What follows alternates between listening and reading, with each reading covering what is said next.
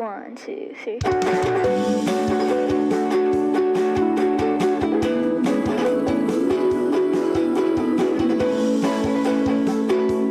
Hello, everyone. This is Kyle Galaz with Poor2Pro Car Sales Training Podcast. Become a sales titan. I get to do what I love to do, and that's train salespeople, help salespeople get to that next level and become those sales titans. And I love doing one-on-one training sessions because I get to meet like-minded people around the world that want to elevate their skills, elevate their abilities in the car business, which also in turn sharpens me. Iron sharpens iron. And I'm here with a gentleman named Julio Vargas-Perez. He booked this session a few days ago, and we set up the time, and boom, we are here face to face. This is actually season 8, episode 15, the last episode of the season. So it's an honor to have it with you, Julio. Uh, it's a privilege to help you out, and it's really cool where you're from. So why don't you tell us where you're from, what dealership you work at, and what got you into the car business? Yeah, of course. So my name is Julio Vargas-Perez. I live in Carolina, Puerto Rico, and I work at Hyundai of Bayamon. And the other thing you want to know is like kind of what got me into the car sales Yeah. business. Okay, I kind of got into car sales almost by accident. So I was in customer service for the longest time, like 20 years, and yeah, I don't look it, but I'm 40. Um, I was in the customer service business, different call centers and such for like 20 years, and I had become a manager even. And I suddenly found myself unemployed, and one of the largest, if not the largest, car dealership group on the island of Puerto Rico. I don't know how they got my resume. They didn't even have my most recent version of my resume. I don't know how they got a hold of this.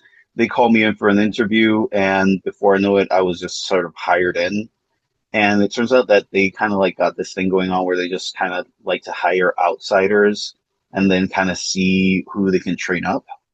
Um, so I ended up getting fired from that job. I was working at a at a Mazda dealership, and I wasn't meeting my quotas like at all. And just the manager there was horrible. And in the process of trying to kind of like get better because the manager was just so bad. Like you talk about how I remember one of your podcasts you mentioned that at one dealership you found out that your manager was like doing drugs or whatever. Yeah. So that was kind of that really resonated with me because this guy he liked to put things up his nose. I guess I don't know. It was so weird because he would just like disappear for like 10 seconds into the bathroom and come right back out. It's like, dude, you couldn't even unzip your fly in 10 seconds. Like, come on, at least Yeah. try and hide it, you know. And it was really awkward because I would be at my desk trying to like work on a deal, and he would just kind of like stumble in and go like, "Okay, so what do we got to do here? What do we got to do? What do we got to do to make this happen? What's is it the price of the car? What?" And he ruined in hindsight. Like back then, I didn't know any better, but in hindsight, it's like he ruined so many deals for me. Anyway, because of that, that's kind of how I discovered the podcast. I literally Googled car sales podcasts, and I found an article that listed a few, and yours was literally the first on the article, and I kind of started working through your backlog back in September of last year. At this point, I'm like on my second go around. I just started season 8, episode 5 this morning for the second time, and I'm really just kind of honored to be on the podcast at this point. Very cool. Very, very cool. Yeah, when I meet people like you that they're rising to the top, they're training, they want to get better. Even though you're a couple years younger than me, it reminds me of my younger self in the car business, hungry for training. This was before podcasts. This was in 2003, where all I had was my manager. And remember how you mentioned you have that good manager that kind of got promoted, and now Yep. you don't get to train with him that much. That actually happened to me. The guy that hired me moved. He moved to Las Vegas. I was in Lodi, California at the time, and I lost my lifeblood, man. The guy that would come in and close, and the guy that would, you know, tell me about the cars, and now I was truly on my own because he was the one who hired me, so he had a vested interest in me. He leaves and moves, and now I'm just this fish swimming with all these sharks. And it was I either I either die trying or I rise to the top. And in a time where there was no YouTube yet, there was no podcast yet, it was just hard knocks. I screwed up that deal. Well, I screwed up that deal. I screwed up that deal. Oh, I got one.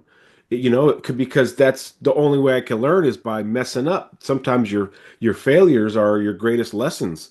And so when I get to meet people like you, that even though you're, the age you're at, you're hungry. You're hungry to get better. And these are the kind of people I like in my circle because you can message me anytime. We message each other back and forth and bounce ideas off each other. But you said it's an honor to be on the podcast. It's an honor to have you on the podcast. And it's really cool that yeah, no problem. It's really cool that you're doing the backlog and listening multiple times because every time you listen to it, if you start from the beginning again, you're going to pick up things that you didn't even know existed because you've gotten better. And when you exhaust, let's say episode one, turn lookers into buyers, not buyers into lookers, you're going to realize, oh my gosh, I recognize some of those things in that episode that I didn't recognize last time. And that's called growth. So good job, Julio, for wanting to move forward, wanting to go to that next level, and it's an honor to have you on. So for anyone else out there, this is my little advertisement. If you're thinking about training and it's kind of crossed your mind, strike on it fast because the more you wait, the less the less growth you're going to have and the longer it takes to get good. So book your one-on-one just like Julio and get going. Okay, so we kind of talked about this, but I want to recap.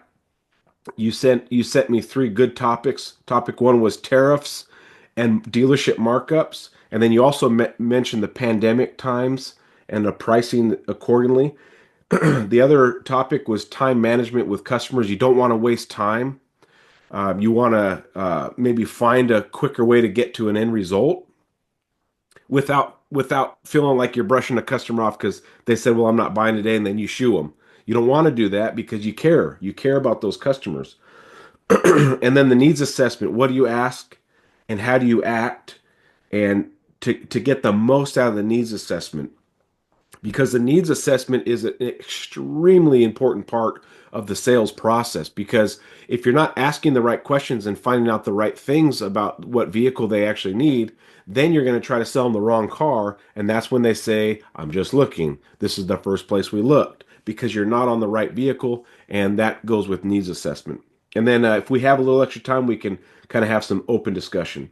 But you had the micro topic I want to cover before we get into it, and that was Facebook and social media. So it sounds like you have a personal Facebook and then you have your business Facebook for the dealership, which is great. Uh, I would still clean up for anyone out there that's listening, clean up your personal Facebook to where it looks professional and you don't have to advertise, everything you're doing there, but you could put on your description or your bio, "I sell cars. Here's my number." And just keep it simple because when you go to friend somebody, that's who you have to use. That's the account you have to use if you're going to friend customers, is your personal account. I don't think you can friend customers on the business account. They can follow you and like you, but you can't necessarily friend them. So if you want to keep those separated, Julio, I would keep the business one business and that personal one personal, but clean it up. Don't have too much politics stuff. Don't have too many nasty things on it. Don't allow people to just tag you in whatever video they want to tag you in, and it's some chick stripping or something, you know what I mean? And now it's on your page because it happens. They tag you in something funny, but it's kind of nasty. And because just like you said, and here's proof in the pudding, how the heck did they find my old resume? Right? So what happens Yep. when customers are like, "Oh, I think Julio put my picture on his site," and they pull up your personal thing, and there's some nasty stuff. It changes the way they look at you. Now you're just a normal guy that's whatever, instead of holding you on that pedestal of "that's my sales guy." So clean up your personal, but you can keep it very personal. But I would put on there, "I sell cars, and here's my number," and you can even put your at your page, not at your dealership's page.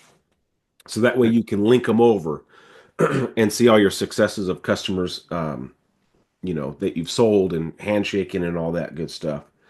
Also, for social media, um, you know, I have a lot of different social media accounts because I wanted to see, does TikTok generate me leads? Does Instagram generate me leads? Does Lemon 8 does Mastodon generate me leads? And so I've tried all these different accounts. My wife thinks I'm crazy because I post the same thing on like nine different um, different social medias. And what it's boiled down to is I get the most leads from Facebook and Instagram. That's where I get my leads for one-on-ones and just chat, and hey, I found your podcast, appreciate it. So you could bypass all the learning stuff I did and just go straight to Instagram and Facebook. Or you can try the TikToks and you can try those things and just diversify. You make one video and post it on multiple things and see which one picks up traction. And if you start getting messages and comments on one particular one, but not on the other one, don't overload yourself with too much social media. Find out which ones work for you and stick with those. And mine is Instagram and Facebook. So that's kind Yeah, of, that's kind of where I've been. Mostly, I'm just gonna be real. Mostly kind of out of laziness, because with the Meta Business Suite, you can just kind of link up your Instagram and your Facebook, and then I just do one post. So I just post the Meta Business Suite and I post to both of them at the same time. So that's kind of where I've been. I mean, that's okay. Um, yeah, more my. I guess I should have been a little bit more granular with my question, because what I get with social media is I do a lot of marketplace posting, Yeah. and listening to the way you talk about it, I get the feeling that it's a little bit different down here, because people will just like, they're very blunt here with the way they address you. They're just like price, and that literally they will just drop in a word like on the marketplace posting, just price, Same, and same. it's like, oh, okay, all What's your right. best price? You're No, they don't even do what's your best price. They literally just drop the word price and that's it. They don't even go bother with a full sentence. And I find it kind of like, I still to this point, and I've even asked my manager, and what I sort of default to do is what my manager taught me to do, which is, you know, the unit is still available, and if you want more details or pictures, you can message me or call me at this number, da da da da da. And that's kind of what I default to doing, and that's kind of like a crap shot. Like sometimes it works and sometimes it doesn't. And I'm just like kind of wondering, like with these like people that just don't even bother like giving you anything at all to work with, like what, like how do you go into that, like when they're just like very blunt, like Yeah. just price and that's it, and like give me something to work with. Let me because if I give you my price, you're just going to call the next Hyundai. There's 19 Hyundai dealerships in Puerto Rico. I Gotcha. give them my price, and they're just going to saunter over to the next one. And oh, my ring light died on me. Oh, that. All right. I can still see you if it doesn't come back. Oh, Oh, no problem. pretty Well, sure. I have a guy that I've really helped do Facebook Marketplace. He comes to me with customer messages all the time and says, "Hey, how should I respond?" And sometimes I grab his phone and actually respond for him. But you have to think about who you're actually dealing with on Facebook. And we think of these customers on the other side of Facebook Messenger as the customers that you're upping. These nice people that coming in and they're driving and hey, how you doing? Yeah, I'm Julio and you are. And we picture these Facebook people, marketplace people as these nice people on the other side of these messages, but they're not. These people are trollers. These people are haters. These people are chronic. What's your best pricers? These people haven't left their they're not your typical customer, so you have to treat them a little bit different. So when they say price, you can respond with something like, and it doesn't have to be smart out because, oh, I thought I put that in the listing. I'm sorry. And because what you're doing with that guy is getting him to respond. What you're doing with that guy is you're not bowing to their needs like price, it's in my listing. Move on to the next, right? Because do you notice you get a bunch of these the same type of people over here and then you get that one decent customer? Every now and then, yeah. Yeah. So the one decent customer is the one that you want to maybe do a little bit more texting back. And you can say stuff like, hey, uh, the best prices in our showroom. Are you going to be financing? And you start asking questions on there because if you just give them the best price, you know what they're going to do, right? They're just going to call the other Yep. Hyundai. So your friend in messaging is questions. Do you have a trade-in? Are you local? Can you come in now? When can you come in? And you can start asking these questions. And if they ghost you, then move on. Don't spend a whole lot of time chasing something that doesn't exist because some people just want to say, what's your best price? Best prices in the listing. If you want a better price, you need to come into the showroom, work a deal with me, right? And you just get right to the point because they're getting right to the point with you. It's okay to fire back. Facebook Marketplace isn't a place to work your suave sales techniques and hey, welcome to da da da. That's not the place. Facebook is what's your best price? It's in my listing and you can repeat it. If you want a better price, you need to come into the showroom and then you can ask So that questions. so that's like a little tricky because what I do, and maybe that's something that I should be changing, that is because what I do is I look up average interest rates, and then I'll just calculate an estimated payment and put that as a price on the listing. Again, because I'm just trying to not give away too much on the listing. Well, the thing with um, putting a payment is we all know it's already too high. With the price of cars right now, new cars and pre-owned cars, it's too high. It's out of their budget. So they're going to see your listing at, and it's going to be 459 a month. They can't afford 59.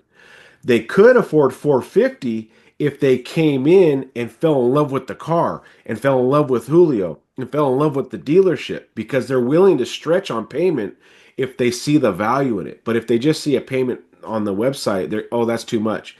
Every payment that you'll ever see in an ad is too much. This couch is for sale, $2,500, too much, right? You might be able to afford it if you went in and you fell in love with it and you made you felt like you won something. Yeah, if you do the couch, you get this free bike. Oh, okay, I'll take it. Well, now the $2,500 inside that furniture store is not too much anymore. But in the ad, it is. So remember, ads are only made to generate leads. They're not made to, give all this information. They're made to generate leads. They need something to message you for. Looking for a low payment? Message me. Looking for an approval with no down? Message me. Have a trade in that you're upside down? Message me. And then you start, getting these people that are more than just the what's your best price? Best price is in the listing next. So, but here's some things that I told my the sales guy that always comes up to me with messages. If they're short with you, you give them something short back. If they're asking good questions, then you can ask them good questions back. You need to mirror that customer as best as you can because you don't want to spend a bunch of time with the guy who just says, "What's your best price?" Right? Gotcha. One thing I did today, a mirror that customer. Okay. One thing that I did today with one of these guys is like I just literally replied, "If you come into the dealership today, the price is," and I just did a ridiculous low ball. Like, it was like on one of our Ionic 5 ends. So the N branding is like our performance line in Hyundai. So the Ionic 5N is like the electric performance car, and it's like it's insane. It does like 600 horsepower. Yeah, it's It's a pretty sick stupid. car. Yeah. So he's asking, and it's like if you're asking about this car, if you know what this car is, you know this car isn't like 30 grand, you know. So um we have it listed, it's like 73, I think. Um and I just told the guy, if you come in today, I you can take it home for 68K. And I just did it without even asking my manager, just to see what the guy would do, and he left me on red. Of course, it doesn't matter what you give them over the message because they'll always say it's too high or they'll always want more. Remember, just mimic what that customer's doing and move on to the next. It's a numbers game with Facebook Marketplace people. There's no technique that you're going to learn that's 100% proof. It is a low percentage close, but what you don't want to do is give up. You still want to post 3 to 4 vehicles a day. You still want to make sure you're marking vehicles sold in Marketplace, even if you didn't sell them, someone else sold them, so the algorithm likes you. And Facebook Marketplace likes consistency. If you do one every day, fine. If you do two every day, fine. But don't do 3, 12, 0, 0, 0, 0, 4, one, zero, zero, you're taking all this time off in between because the algorithm can't learn you and you won't start registering towards the top. So, um, and remember, Facebook Marketplace is for people that like bargains. So post cheap stuff. The cheaper the stuff you post on Marketplace, the more chances you got to sell. You're going to sell stuff because that's why people go to Marketplace. They need to find inexpensive stuff, wholesaler stuff. We sell everything on Facebook Marketplace. Before we send it to auction, we give the sales guys an opportunity for up to 20 days to sell it on Facebook Marketplace. It's on a back lot. They're wrecked, they're stink, they're ugly. But there's a guy on Facebook Marketplace that wants to buy a junker for 2 grand because he's mechanically inclined, and he'll come and buy that. So we sell more cheap stuff on Marketplace. Your demographics will really teach you what vehicles sell on Marketplace by how many leads you're generated on them. So if you post vehicles that are 10 grand and less, and you're getting blown up, and you're posting 50 grand and up, and you're getting ghost town, then you kind of know what range that you need to start posting on Marketplace, especially pre-owned vehicles. I know that you don't do a ton pre-owned vehicles, but the cheapest pre-owned vehicles you have tomorrow or the next day you work, post them on Facebook Marketplace and you'll probably run into some good leads. Well, we have actually taken in quite a few pre-owned. We didn't do that many when I actually came into the dealership. But I actually started taking in a bunch of trades. And in the beginning, the manager that used to be on there, he would just wholesale like most of them. He wouldn't even like put them on the lot. And after he left, the manager that got promoted, he started hanging on to them. And I think that what he was doing was kind of building up the used car inventory because every day there's something new going on with the tariffs. Oh, the tariffs are on. Oh, the tariffs are off. Oh, the tariffs are this much. The tariffs are that much. And since we don't really know what's going to end up happening and we still don't have any inventory with tariffs on it, I think he's kind of building up the used inventory just in case prices get too high up there. We can have something to offer customers, Yeah. but we don't really have anything as low as like 2 grand. Like we don't have anything.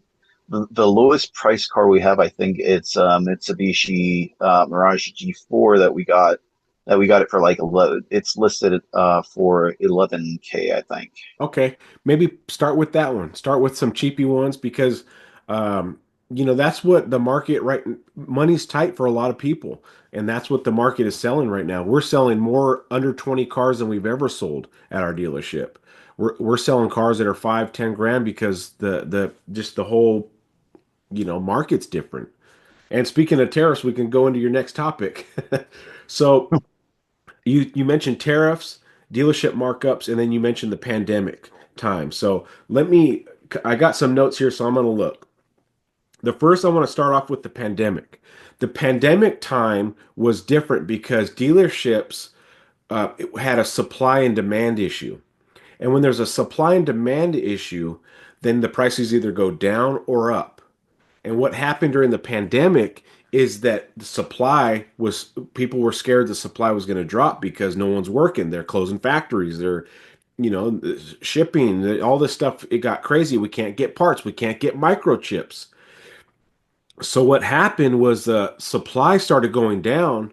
That made the demand go up. Customers wanted those vehicles, right? Well, when the demand went up, the prices went up.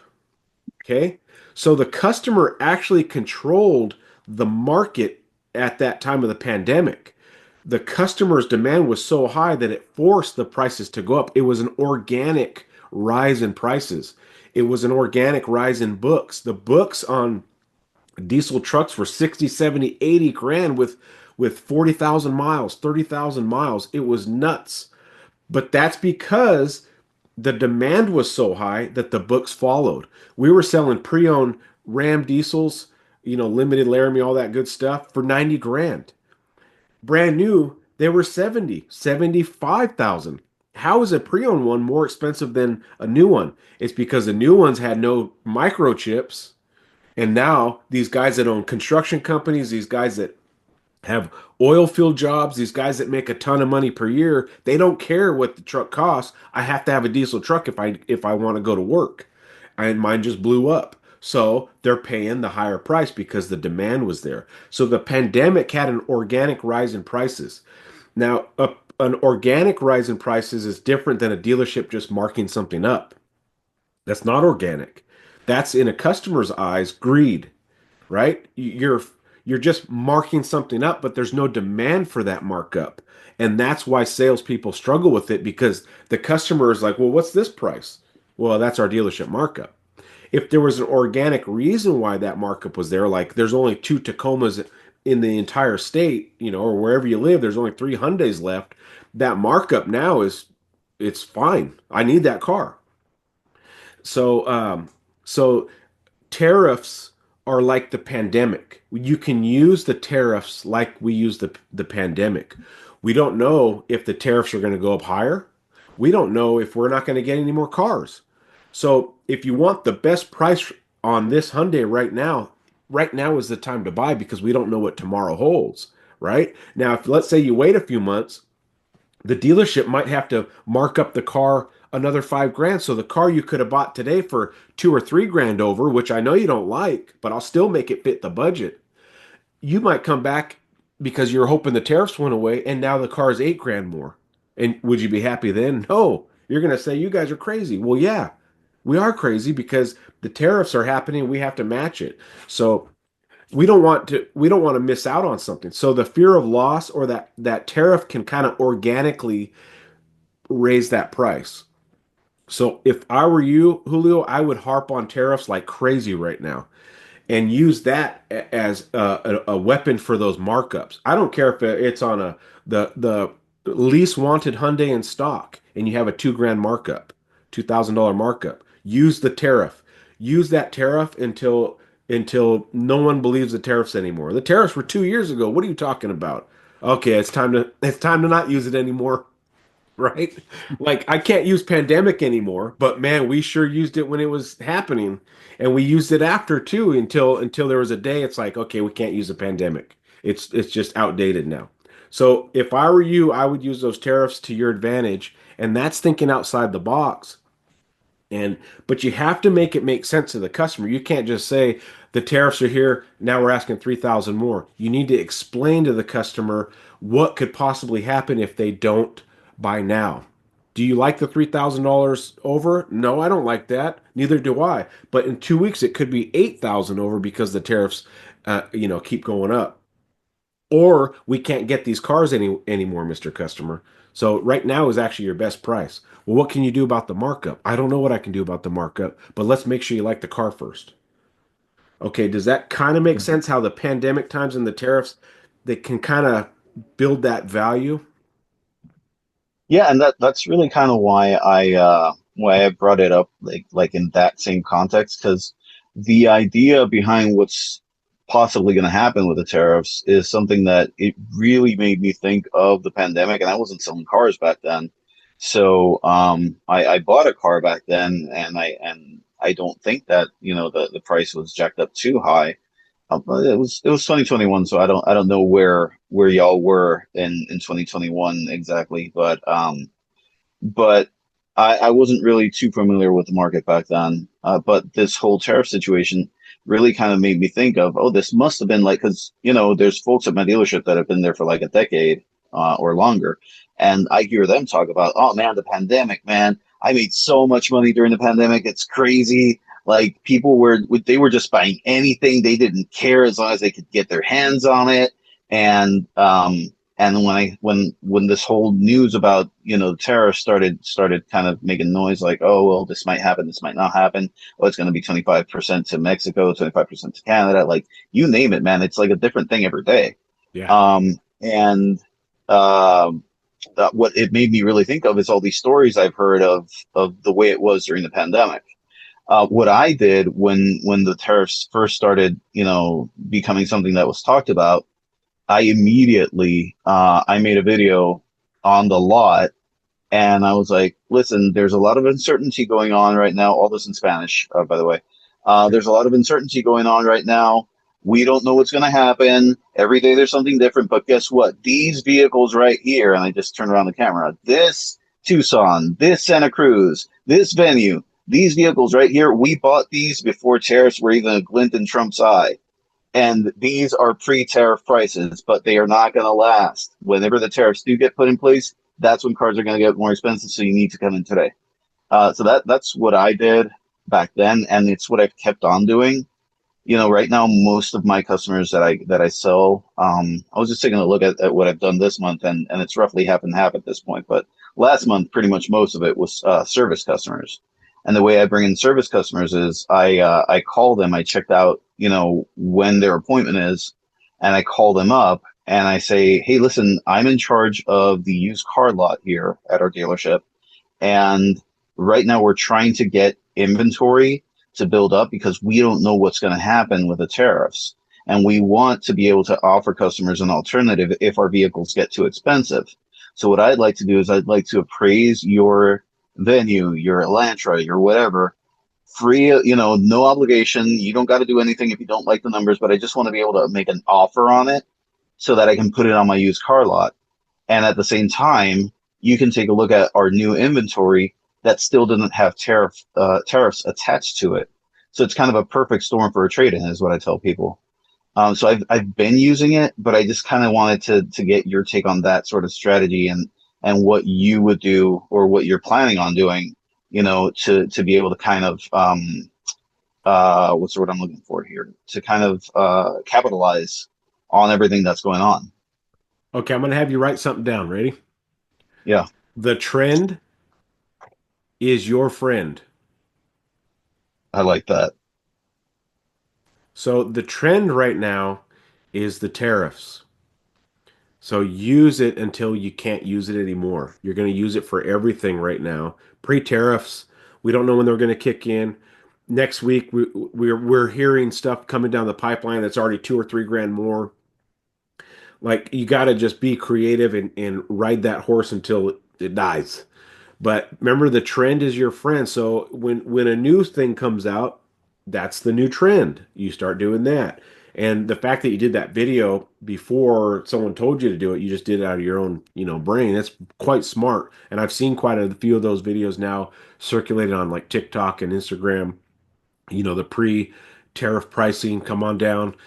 Just keep doing it. And when you do your Facebook Marketplace stuff, this is pre-tariff inventory. Come down now, check it out, come ask for me, etc. So the tariffs and the pandemic create a natural rise in price. And you know how in 2021 you said it didn't seem that expensive. It's because Yeah. it wasn't.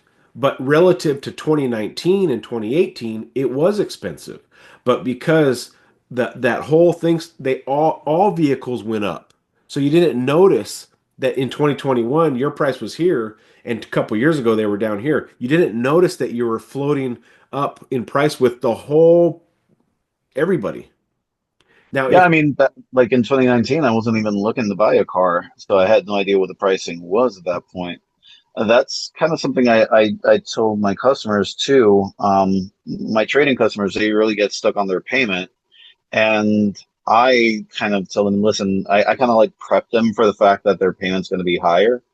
I tell them, listen, you buy eggs every week, you buy groceries every week, so you notice when the price goes up on those things. You don't buy a car every week, every month, even every year. So you're not aware of it the way I am, like I'm in the industry. You don't know the cost of steel has gone up. You don't know how things are impacting us. You probably aren't aware, or maybe you are, that in 2022 at the beginning of the year interest rates just went sky high. So these are all things that you might not be aware of, and I just want to make sure you're aware of them, because frustration comes when there are unmet expectations. And you're maybe thinking that I can get you into a new car paying the same or less than what you are right now, and I'm never going to be the guy that's going to yes you along until you get into the finance manager's office. And then it's like, oh, what's happening here?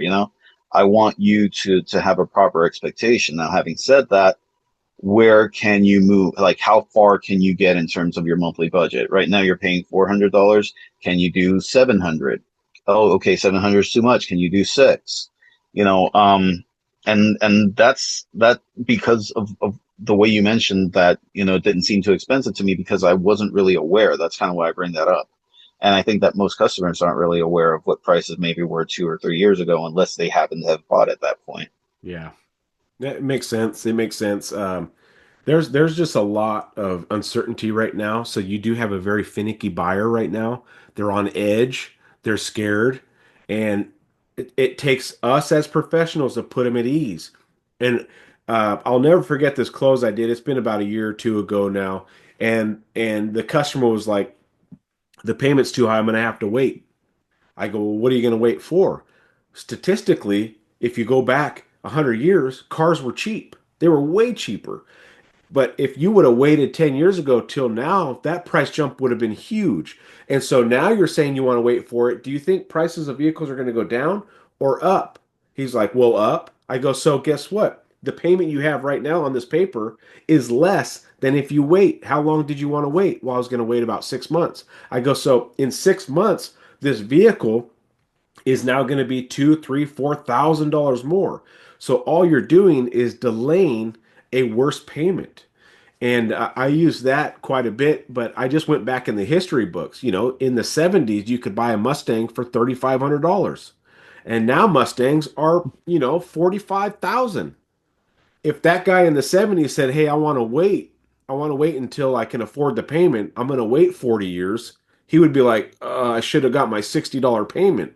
Now they're 600, right? Now that's a very exaggerated gap, but it's something that a customer can understand. So when you have customers say that payment's too high, I'm going to have to wait. Well, what are you waiting for? Some giant, settlement to come in or a inheritance? Well, no. I go, so all you're going to do is delay a higher payment. Or you start now and start paying down that balance and maybe refinance when you were going to, possibly buy in the future and have even a lower payment. So you have to, I always like to paint the picture of things are going to be worse if you wait and the fear of loss. The fear of loss is very powerful.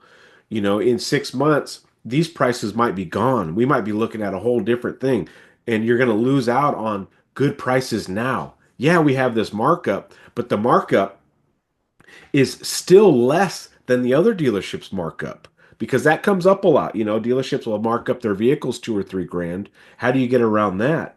And I always told my customers when I was dealing with the markup is whether the markup is high or there's a discount or it's just the regular MSRP, if I can't match the budget that you can afford, you're not going to buy it, whether it's high, middle, or low.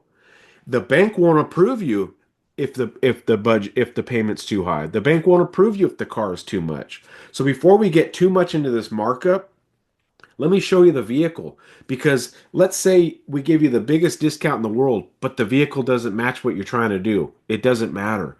So that's how I used to skirt around the markup. If it was 2 or 3 grand, I would delay it. So we'll talk about that inside. Let me see if I can find you, what you actually like. And don't worry about the markup. I'll figure something out. But I promise you, are you going to buy the vehicle, Julio, if you can't afford it? No. Nope. Am I going to sell it to you if it's going to put you in a horrible situation? No. Is the bank going to approve you if you can't afford it? No.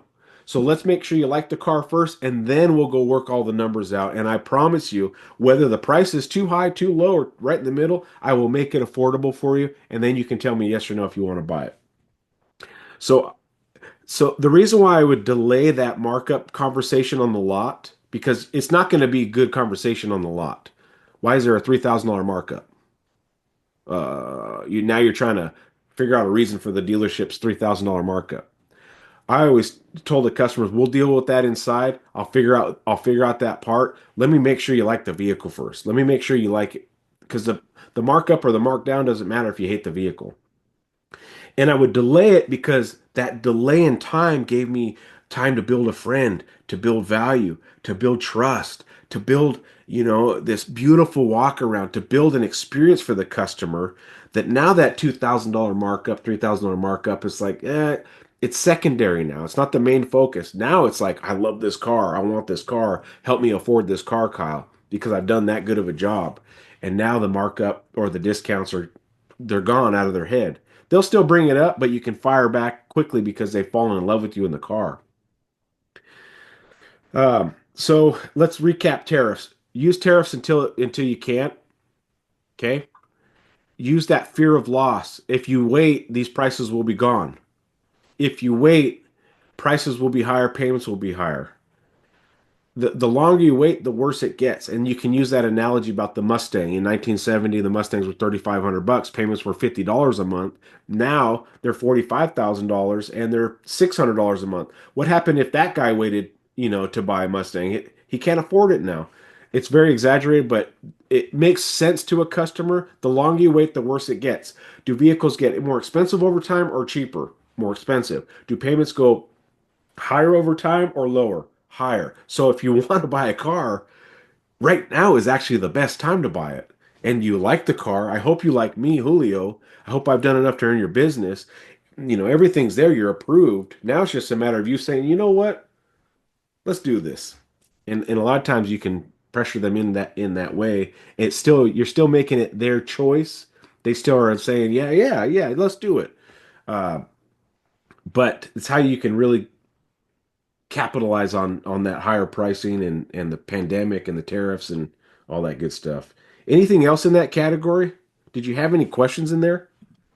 No, that was actually really good. That last part about, the payments only going to go up, that actually was really serendipitous that you mentioned because just today I had someone in where they had gone into a different Hyundai dealership and they actually got approved on a Kona, leaving an accent in trade-in, and the payment they were going to end up having, that dealership was asking them for 2 grand down, and the only reason he didn't take it back then was because he didn't actually have the 2 grand for the Hmm. down payment. So then he comes in, and I had my manager appraise his accent. I took down his credit info, took that to my finance manager, and long story short, the payment's going to be like maybe $100 more than what he was originally approved for, even with the 2 grand down. So, and that was not even a year ago that he went to that other dealership. So this is actually going to be a great because he had an emergency, he had to leave, and I actually do believe him because he's talking to me for the second time about this. So I do believe that, he is going to come back. I know that, the what do you say? The beatback bus is the longest bus in the world. Uh, You have but been listening actually, to the podcast. bro, I'm telling you, and that thing you said about how you pick up things the second time around, definitely.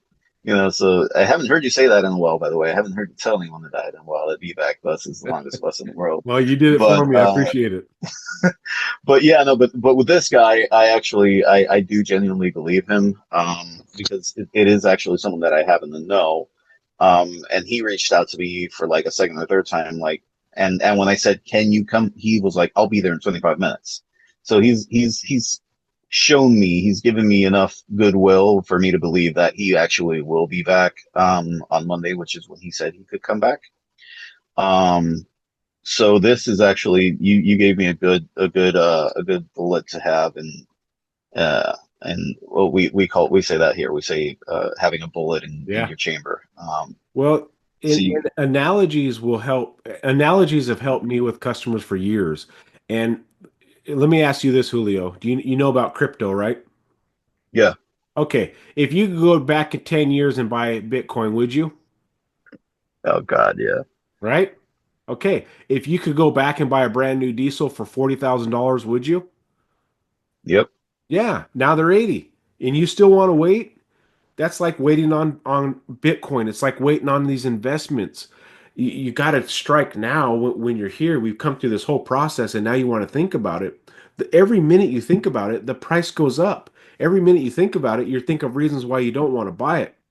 There's a reason why you came here today. You came to buy a vehicle, and now you're trying to find a way not to. But let's find a way to buy it. Let's find a solution to buy it, and that way you don't have to deal with this anymore, and you don't have to come back in 2 months and say I'm ready, and the prices have gone up 2 grand. I mean, otherwise we should have bought Bitcoin 10 years ago. Well, it. That's today. So if you can think of analogies on the fly, it's something that I feel like I've done really well within my career is analogies because analogies make it personal to them because they understand it. Not everyone understands car lingo, right? That reminds me of before I even said, Kyle, let's do this. You remember that story I told you about that customer that she was telling me, I didn't even come here to buy a car today. And I was like, you know what? 10 years ago, 15 years ago, I've been married for 15 years. Yeah, 15. So 15 years, I tell her, listen, 10, 20, 20 years ago, 20 years ago is when I met my wife. I said, 20 years ago, I went bowling with some friends. I did not expect to meet the love of my life. But guess what? Here I am, 20 years later, happily married. I own a house. I have a beautiful daughter.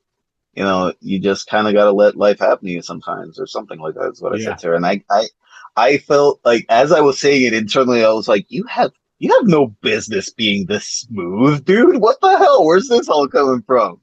You know, Yep. but she ended up buying.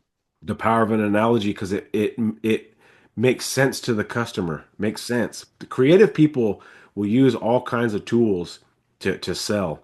Um, so just the more analogies you can think of, the better. Okay, let's move on here. A needs assessment. So needs assessment is kind of the second and third part of the steps of the sale. You have your meet and greet, then you have your build rapport slash needs assessment. But what people do is they skip over needs assessment quickly. They build some rapport. Hey, my name's Julio. Welcome into the Hyundai store. How can I help you guys? Oh, we're looking at the Hyundai. Uh, what'd you say? Venue. We're look. Is that venue? Is the venue still a current model? Yeah, it's the most entry level, like it's the most bare bones car. Like Okay, just use I that joke then. around that it barely has Apple CarPlay, you know. We'll use the Um, venue then. Okay, yeah, we're looking for the Hyundai venue. Oh, excellent, excellent. Well, we have some right over here. What was your name? You know, it and they kind of skip over the needs assessment. They build a little bit of rapport. They ask what they're looking for. They say the venue, but remember the customer doesn't know the product like you know the product. So they think they're looking for a venue, but they got confused and they thought it was something else that was bigger. And so they're coming in like, man, the venue's small, but they actually were coming in on the bigger SUV, the Telluride, and maybe they just mixed up the names from the website. They Billy think, rides Kia, but I can sell those too. oh yeah, yeah, yeah, the Palisade. I'm sorry, the Palisade. So without doing a proper needs assessment, asking them, hey, what brought you in to look at the venue? Oh, we're looking for something that's a little bit bigger than our Jeep Compass, and you're like, bigger, right? But if you just show them the venue, they're in their heads, they're thinking, oh, this thing's not very big, but you're not asking those questions. So building rapport and needs assessment, the reason why I have them combined in my steps of the sales because you have to build a friend while you're trying to figure out what they want. You can't just build a friend and never figure out what they want, and you can't just figure out what they want but never build a friend. It has to be together simultaneously. They got to be together in tandem, like a tandem bike. You got two seats on it, two pedalers. One is needs assessment, and one is building rapport. So when you have a customer come in and you're doing a needs assessment, you need to ask them, what made you consider the venue? What about the venue made you come in? Oh, we're looking for something inexpensive. Oh, it's a great entry level. Does the venue come in all-wheel drive, Julio, or front wheel only? Front wheel, right? It's a four, yeah, it's front wheel drive. Okay, so what if the customer is needing an all-wheel drive, but you didn't do a proper needs assessment? They get all the way through the test drive. You do this great walk around, and they're like, "Yeah, I really like this. It's cool. It has all-wheel drive." And then you're like, "This isn't all-wheel drive." Oh man! And then they're out of time now and they leave. So needs assessment questions are your friend here. So you got to write this down. Questions are your friend. The more questions you can ask in a needs assessment, the more the more options you have when you close them. Customers will tell you everything you know if you listen and watch. Do you know how to read body language when the wife doesn't is not liking the car? Uh, I mean, I can't say that necessarily. I'm, Let's say I guess kind of, sort of. husband and wife are looking at the venue. She has her arms crossed and she's kind of turned away looking at something else. She's not into the venue. It's too small. It doesn't look luxurious enough. Husband likes it because it's cheap and he's the one that is going to finance it or whatever. And but she wants the nicer, the bigger SUV because she's the one who actually carries the kids around and she knows that the venue's going to be too small and her body language is saying that this is not the right one. And then so you ask questions when you're looking at the venue where you're looking for something that was big or something very small and economical, she's going to say something like, "We're looking for something big," and he's going to be like, "Yeah, this might be too small." But it's questions that get the answers out. And when you can ask enough questions, they're going to tell you everything you need to know. What did they drive in? Remember, I said listen and watch. What did they drive in? What vehicle?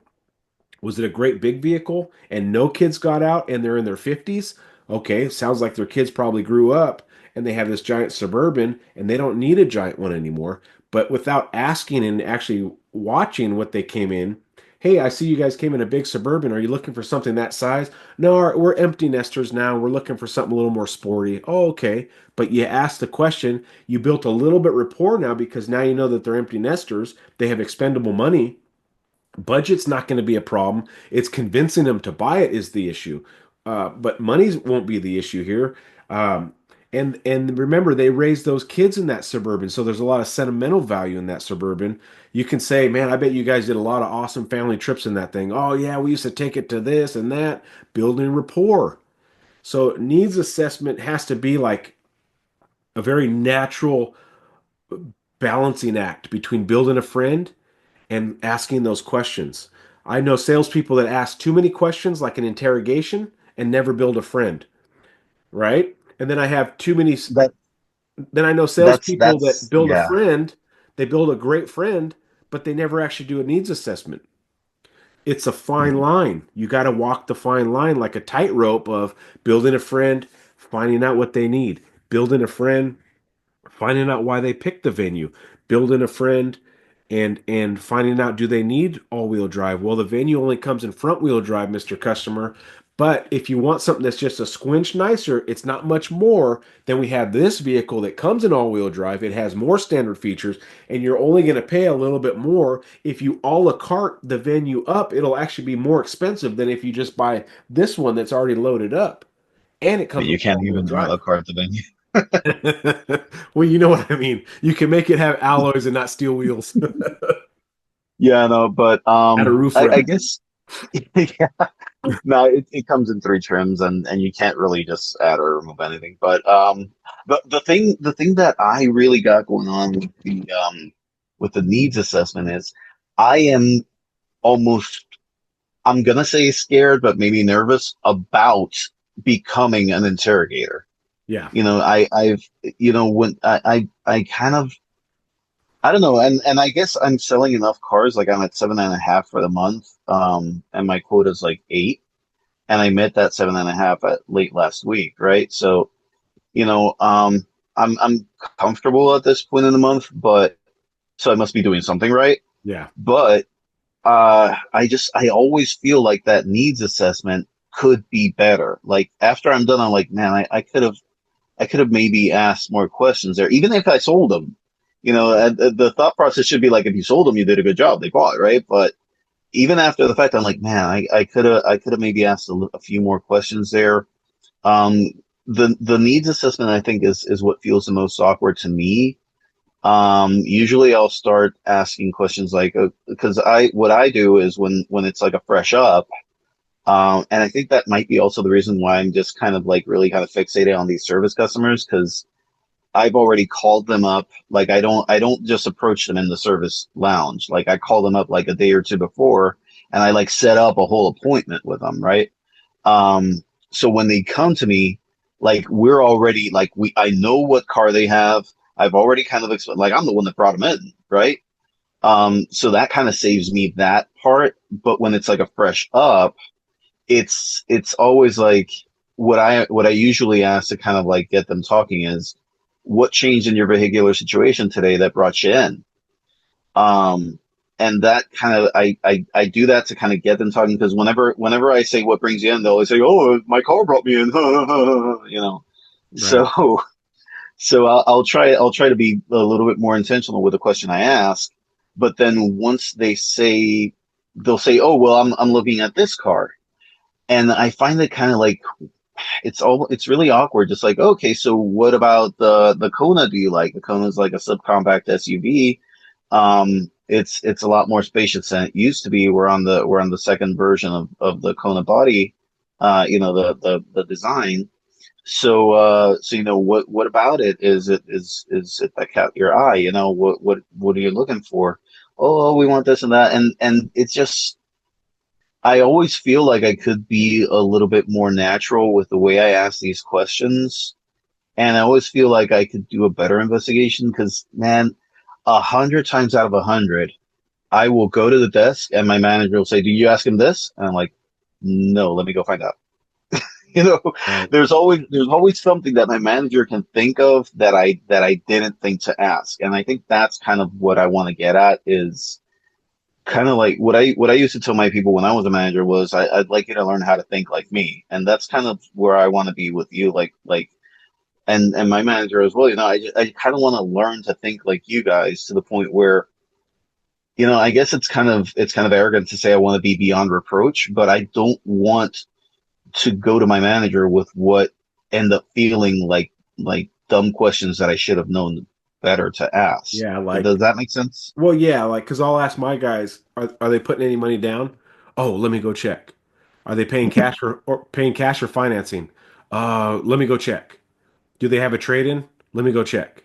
Like, so you need to make a checklist in your brain, but it comes with time too, so don't beat yourself up too much about not being perfect yet, because it takes time and no one really is perfect in the car business. But here's what I want you to try. If taking ups and getting that cold customer to warm up to you is a challenge, then you need to attack it. You need to be relentless with getting ups. Don't let another guy get the up because you're not feeling that customer. You go out there and you attack that up, and you think about, okay, what did Kyle talk about? I need to build rapport and do a needs assessment at the same time. But you need to have a 2-to-1 ratio. Two rapports to one needs assessment. If you're going to write something down, write that down too. Two rapports to one needs assessment. Hey, you got a beautiful looking car, right? The Suburban, for instance. You have a beautiful looking Suburban there. Oh, thanks. What color is that? You might already know the color paint, or whatever. What is that, a factory color? Yeah, that's like a maroon. We ordered this thing. So I built a little bit of rapport, but I'm still I'm complimenting them, but I'm building rapport, and then I can say, "Are you going to be trading that in?" So I did a couple rapports, and then I asked, "Are you going to be trading that in?" Well, no, we were thinking about it. Man, my boss would love to have a Suburban like that. You're making it feel warm and fuzzy, but you did two needs assessment. Are you? I'm sorry, the color. Complement the vehicle, and then ask, "Are you going to trade it in?" And then when they say, yeah, we're looking at the venue or we're looking at the Kona, you can say, oh, the Konas are so cool. Is there anything particular that caught your eye on the Kona? Oh yeah, we like the way it looks. Oh man, the looks are great. And you can ask some questions, and then you can say something like, what are you going to be using the Kona for primarily? But you try to be, fluid with this. I'm just kind of shooting some things out there. Oh, it's a commuter. Oh, where do you work? Okay, there's some rapport, right? There's some rapport there. Oh, I work over at the hospital. Oh, shoot, what do you do there? I'm a nurse. Oh, man, thank you for your service. You have no idea how many nurses kept me alive. The doctor comes in and takes the credit, but the nurse is the one who actually did all the work. There's some rapport. Now they're commuting. Now I found out they're commuting through my needs assessment question, but I also built rapport there. How many miles are you driving? Needs assessment. How many miles? Oh, shoot, so you do work out of town. Okay, yeah, yeah, yeah. So you're probably looking for good fuel economy. Well, the Kona, and then you can go into the Kona fuel economy. Is there anything that you must have on the Kona? Well, I really need a roof rack. Oh, do you put bikes up there? No, we do snowboards. Oh, you snowboard? Oh, where do you snowboard at? Well, maybe not down there. Definitely not Puerto Rico, but You can tell I live in North Idaho. There's snow everywhere. Okay, you put mountain bikes up surfing, there? surfing, Okay, surfing, surfing surfing. is You need a roof rack. Oh, you surf? How long you been surfing? Oh, cool. You surf with anybody else? Oh, yeah, you and your husband surf? Oh, that's so cool. So I asked him, is there anything you have to have? Needs assessment, right? I need a roof rack. Oh, why do you, what do you do? I surf. Now I'm building rapport again. Who's the better surfer? Oh, he is. Oh, no, I bet you're better. If you see, you guys, have you seen any crazy sharks out there? Oh, he saw a shark one time, building rapport. Then you get back to the Kona. But where a lot of salespeople fall short in the needs assessment is they sound like the interrogator. What are you guys looking at? The Kona. What made you pick the Kona? Well, we like the way it looks. Oh, okay. And you walk over to the car. Well, here it is. Were you looking for leather or cloth? Oh, well, cloth. Okay, this one has leather, so I boxed myself out of that one. And you do too much needs assessment. It sounds too much like a questionnaire. So remember the 2 to 1, and you got to attack the thing that's a challenge for you, because the more attacking you do, the easier it's going to get. And remember, people buy from people they like and trust.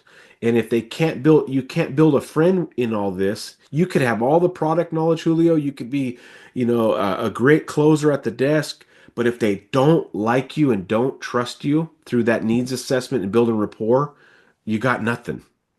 So you could pick up those extra deals each month by being personable, by having fun. When they say that joke, oh, my car brought you here, pretend like that's the first time you've heard it. You just got to let them win that one. Be like, oh, that's hilarious. Uh, Oh, I better ask different questions. That's a good one. Make the guy feel like he's a little special, instead of being like, oh my gosh, or having a rude comeback, or oh, I'm just looking. Oh, okay, well, there the cars are at. Oh man, excellent. My name's Julio. Thank you for coming in. How can I help you? And you have that genuine approach, that great needs assessment. You build rapport, and then the rest of the steps of the sale get easier. The more work you do outside, the less work you do inside. Remember that? 80% of a car sale is how much they like you. 20% is the numbers, the leather, the cloth, the paint, the da da da da da. But man, if they love you, Julio, they're going to buy from you. Do you have any family members that really love you? I mean, my wife and Okay, my let's. mom, I assume. Okay, so let's say your mom says, Julio, I need a car, and she says, I like to have a moon roof, and I really like red. And you're like, oh my gosh, mom, I got this beautiful car that has a great deal right now. Come check it out. Okay. Oh, but it's not red. It's kind of like a dark maroon. Oh, it's kind of red, but it doesn't have a moonroof, mom, but it has all these other things. She loves you. She loves her son Julio. And she's going to be like, "Well, this I think this will work. Are you sure, mom?" Yep, this will work, because she bent her wants and needs because she liked you so much. Your wife might come in, or you might just bring her home a car that you bought and she didn't even get to pick, but she loves you so much that she loves the car. It wasn't the right color, it wasn't the right trim, but it's something that your family could afford. But she loves you so much that she's like, I love it. I love it, Julio. Thank you. Right? So you got two people that love you to death that are willing to sacrifice some features of the car because they like you. The same thing with perfectly good strangers. If they like Julio enough and you've made them laugh and you've taken them on a good test drive and you've given them a customer service they've never experienced elsewhere, they will bend on the color, they will bend on the payment, they will bend on the the rims or whatever, because of who they're in front of. They love the guy, the guys listen to him, the guys ask the right questions. Yes, it's out of our budget, but shoot, Julio, let's just do it. I don't want to do this again somewhere else. Right? Man, you remember how I told you about the engineer that I Yeah. closed? I've been calling that my Kyle sale, man, because you're talking about that, and it just reminded me the day that they came in, it was raining cats and dogs, dude. It was horrible, and it was like very sporadic. So it was like horrible rain for like 2 minutes, and then it would clear out, and then like 5 minutes later it would start raining again. So it was just like on and off, on and off, on and off. So we made our way out to the lot, right? They were looking for a used Tucson, and as we're walking over, it starts raining. And the way our used car lot is set up, it's like in a little corner. So the cars are kind of like blocking each other. So I had to move Hmm. 4 cars to get to the Tucson that I was gonna present to them. And as I'm going, the guy goes like, "Oh, if you want, we can wait till the rain lets out a little bit." I'm like, "No, man, I'm already wet. I didn't have time to take a shower this morning anyway." And he kind of chuckled at that. And but what I was thinking was, this is sweat equity. This is what Kyle means when he says sweat equity. Yes. And when by the time I got done, and that's the other thing, like our used car keys aren't in the key safe. I don't know if you guys have one of those. Um, we have like a safe type thing for our new car keys, but the used car keys are just like in a bin, right? And then like for certain years, certain production years, all these Hyundai keys are identical, Mm. and the ones we got aren't really labeled. So I'm standing there in front of these cars, praying to God that they're like smart keys and not the old type, where I can just stand next to the car and kind of yank on the handle, like, okay, it opened, right? And maybe two of them were like that, and then the rest had like the actual key that you push a button and it goes click and it swipes out, and then like it's a traditional key. Um, and it was just like I spent like a good maybe 20 minutes just trying to find the right keys, move these cars out of the way so they could test drive this used Tucson. And all the time I'm thinking, well, my first intrusive thought was this dude better buy this damn car, But then like immediately I was like, no, this is what Kyle means when he says sweat equity. This is sweat equity. And the guy ended up like the guy looks at me, he goes, "Man, you're really," and I'm like, "Listen," he was like, you're really putting it all in. And I'm like, "Listen, you can find," because they had mentioned they found a comparable Tucson for like it had 2,000 miles less, and it was like 2 grand less than what ours was listed for. I said, "You can find a cheaper car somewhere, but I promise you will never find someone that's going to work as hard for you as I will." The guy looks at me and goes, "Okay." you know Yep. Yep, that's exactly what I talk about right there. And when you can do it where the customer sees it, sometimes you have to make it known that, bring the car in front of the customer and then, wipe stuff off of it. But the moral of that story is he saw the hard work, and that's part of that being personable, and that's part of that building rapport. You were building rapport by him watching you and not talking. The guy was falling in love with your work ethic by just watching you. And those are the things that you can bring back at the desk when you're trying to close them. Hey, I know you don't like this bottom number, but man, I hope you like my work ethic. When I was growing up, I was taught if you work hard, people will see value in you. You work hard, you'll get a raise. You work hard, and this is what I'm doing for you right now. And I hope you see the value in me to cover the difference on the numbers. Man, I use that so many times, but it only works if you actually did the sweat equity. It only works if you did the full walk around. It only works if you did the needs assessment. It only works if you did the steps of the sale. You can't ask them to, I hope you see the value in me, if you shortcutted everything. It doesn't work. When I use that close with my salesman right here next to me, because I'm sitting down at the desk with the customer and they're not saying yes to him, and I go pull that out, in my head, I'm praying that my guy or my girl did a killer job outside. So when I go to say that, they say, no, he did do a good job, and I can use that close on his behalf because they've just met me really. So remember that close when you've shown all that sweat equity, you can use it on the engineer. That's a tough guy to close, especially when there's a cheaper one. Okay, so I'm going to blast through some of these questions so that way you have some questions and you'll get to watch this as many times as you want. You don't have to write these down. How many people are in your family? Oh, it's just us two. Oh, okay. What did they drive in? Right? Check out what they actually drove in. Use that as a way to build reports. A beautiful Suburban. It's a beautiful truck. What hobbies do the customers have that they would actually include their vehicle with? Do you have any hobbies that you'll take your vehicle with you? Yeah, we like traveling and we like doing this and we like staying in hotels. Oh, okay. And this would be the car you take? Oh, excellent. What hobbies do you use? Oh, we like to surf. That's why we need the roof rack. So you can build rapport by asking those questions. What things are you looking for in your next vehicle? What are some things that you would like to have? Don't say must-haves because then you box yourself into, oh, I said I must have this, and none of your cars have it. What are some things that you like to have in your next vehicles? And what they say they want versus what they actually buy usually has discrepancies. We're looking for a blue Kona, da da da da da da da da da da. Okay, well, I don't have that. If I just say I don't have it, what do? They leave. If I say, well, let's go take a look, they walk up. Well, I don't really see a blue one with that stuff, but there's this red one. Honey, do you like red? Yeah, I like red. Well, let's go drive this one. So what they actually came in to buy versus what they actually bought from you has discrepancy. So never believe exactly what they say they want. Okay. Um, let's see here. Okay, so I got a little thing here. The more a customer likes you, the more they trust you. Okay? The more the customer likes you, the more they trust you. The more they trust you, the more info they give you.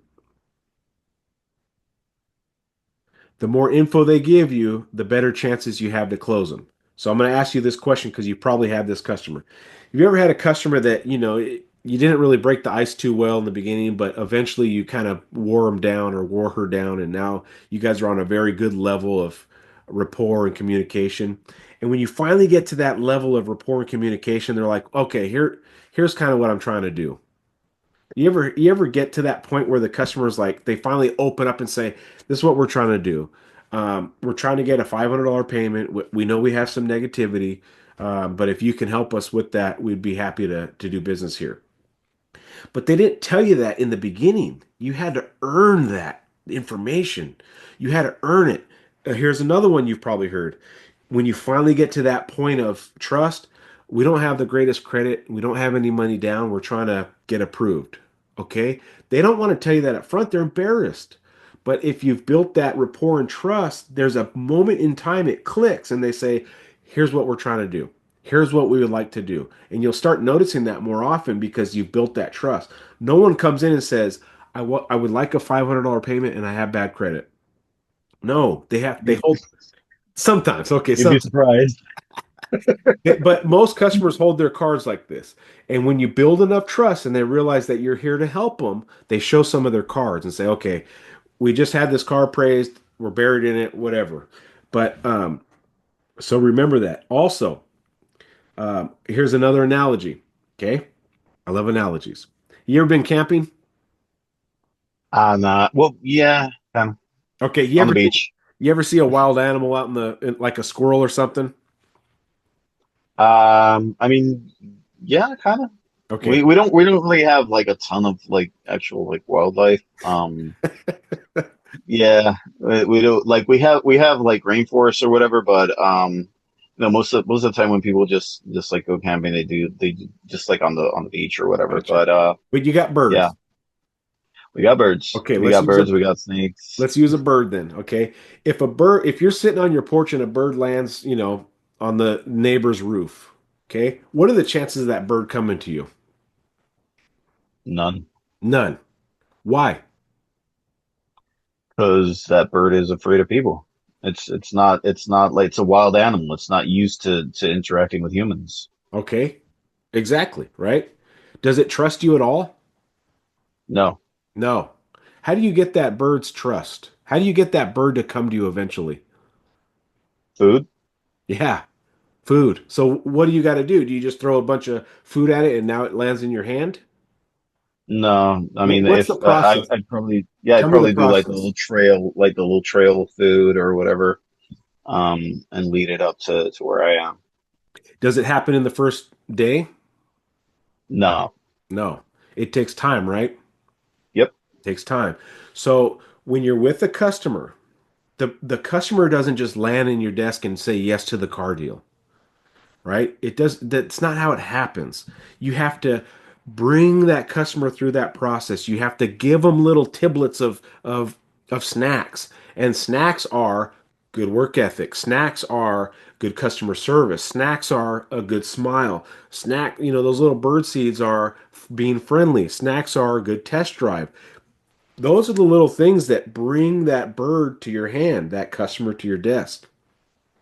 So to get the bird to trust you, it has to be familiar with you. It has to know that you're not going to kill it. It has to know that you're not going to harm it. Well, for a customer to buy from you, more often than not, it has to trust you. It has to like you. It has to, make sure that, everything is hunky dory before they trust you and buy from you. So when you're on the lot and you're going through the process, remember that trust thing. I got to get this customer to trust me and like me.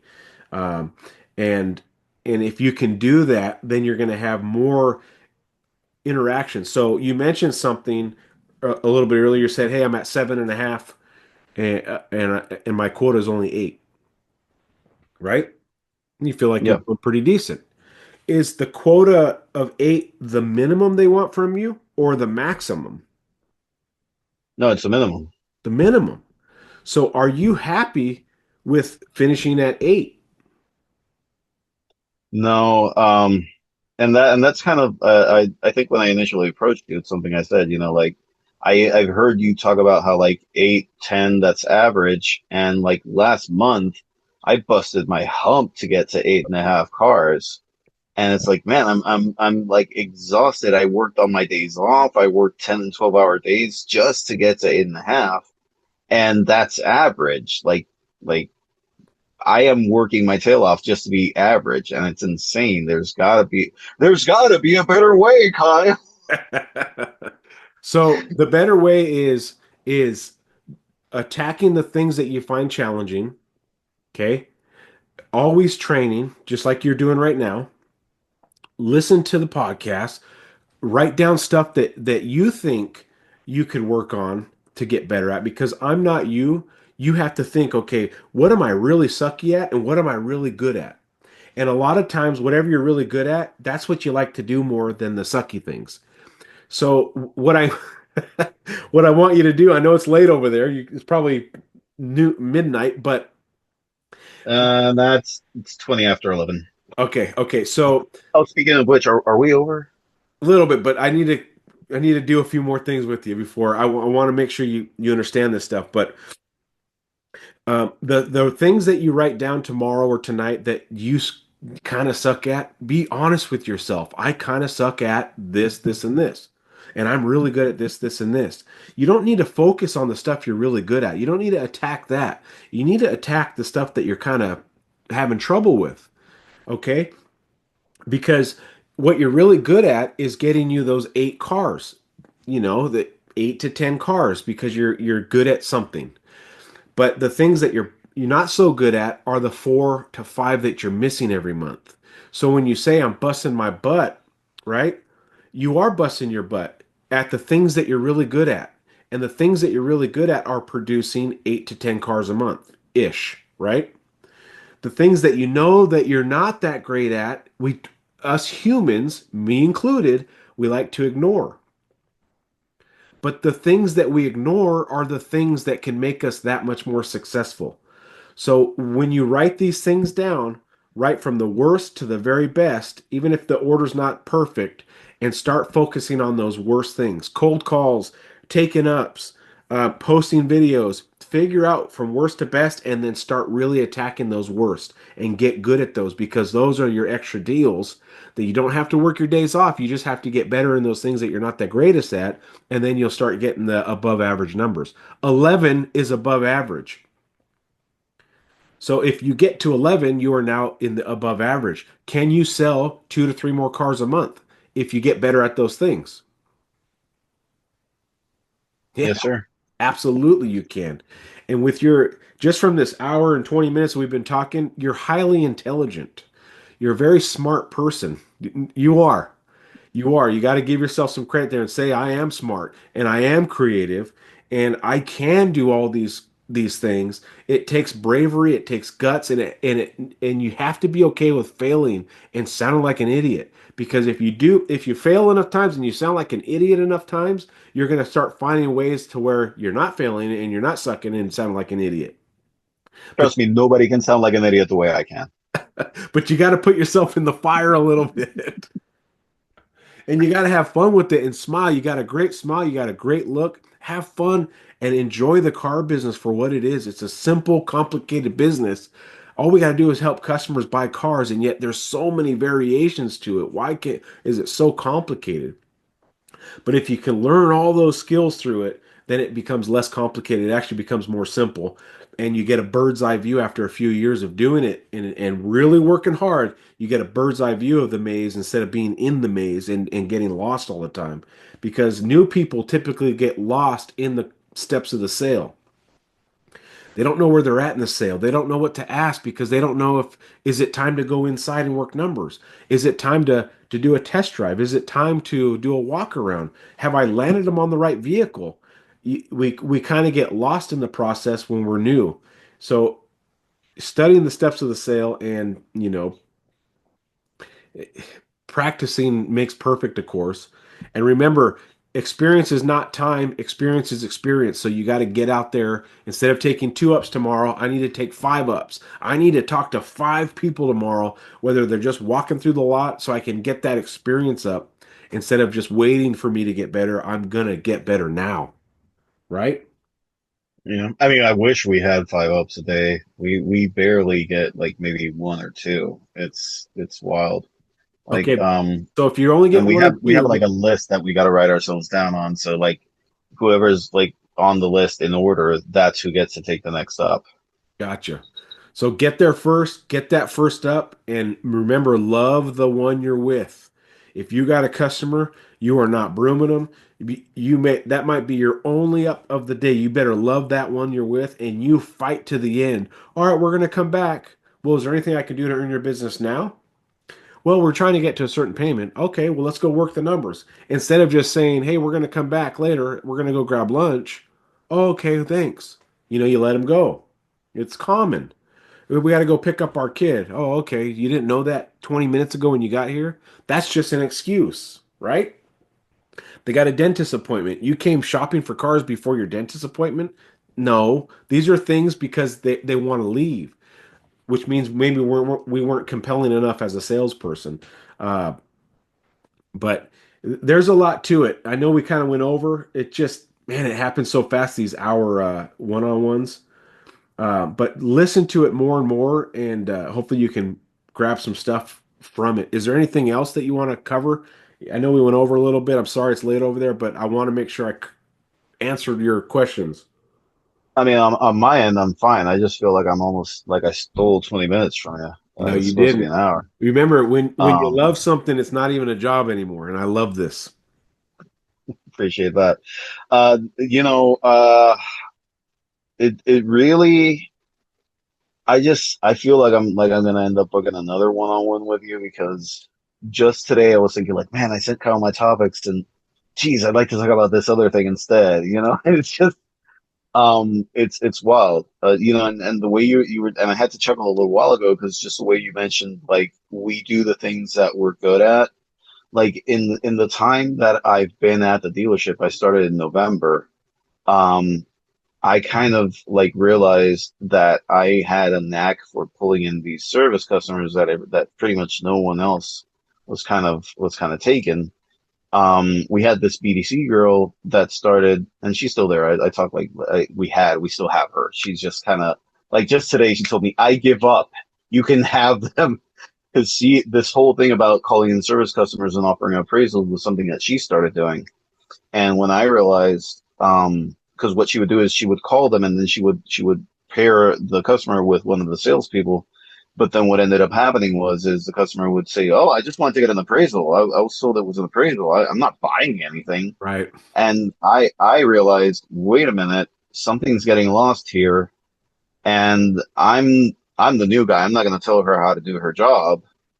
So I started pulling the list of service customers and being like, okay, there's got to be something additional I can tell them here to make them know that we're gonna be doing business. It's not just so you can get free information. The appraisal is free information. Nothing's free in our dealership. Not even the coffee. We have a coffee machine.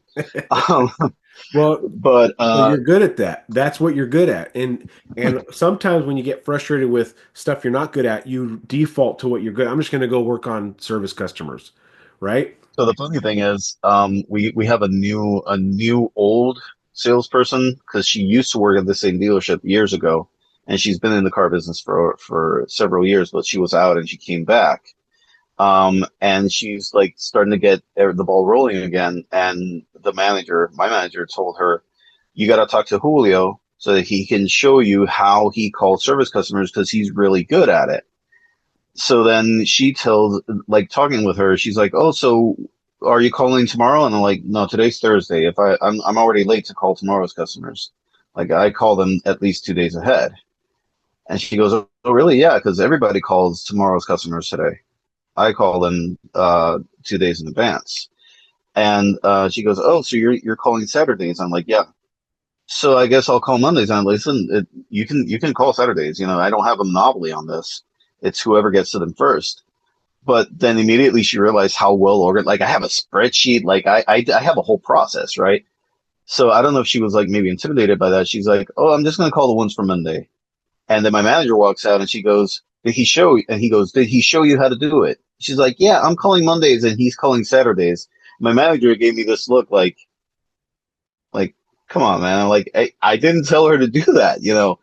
And he nods and I immediately realized he's trying to push me out of my comfort zone. He's having me show this girl how I do it so that I have more competition because nobody else is doing it because I call these customers like 2 days in advance. Anyone that tries to call service customers, they run into someone I've already spoken to. That I've gotten to that point. And I think he's realizing this and he's trying to push me out of my comfort zone by having me show this girl how I do it and basically create my own competition in the dealership. Sorry, I cut out for a second, but I got the gist of it. My Wi-Fi or something goofed up. Ah, But competition is good. Competition is good, but you're obviously really good at those service customer leads. Um, but here's what I can see from you in the future too, is because you're picking up these skills that other people don't have at your dealership, and the more and more you do things that people can't do, the more likely you get promoted and become a manager and do those extra things. Um, but I'm sorry I got cut off. I for a second there I couldn't hear you. You're no, still I'm not talking. okay. Yeah. Yeah, my connection was acting goofy. Anyway, I'm back. All right. Sorry about that. Um, anything else that you want to cover? No, no, that's it. The way my brain works, I will probably hit something as soon as we hit end meeting. But Just so I'm going to upload this actually because this is the last episode of the season. I'm going to upload it tomorrow, and then you can just watch it and pick apart what you want from it, and and get the most value out of it. Because when you get on the podcast like this, there's so much stuff going on. We're going over it. It's hard to absorb everything. But if you have any follow-up questions on it, just message me. Message me anytime. And I really appreciate you booking the one-on-one. It's really cool to meet you, Julio.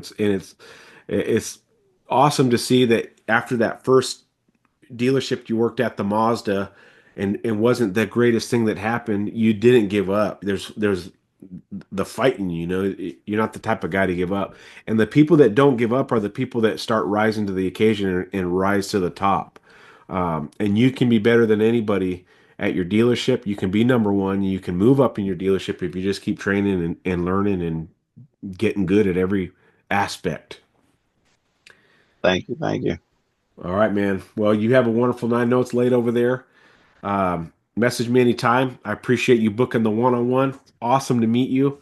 And send me a link so I can watch you play your bass. All All right. right, well, I'll see what I can find for you. All right, Julio. Have a great night. Thanks, you too. Thank you, sir. Bye. Bye.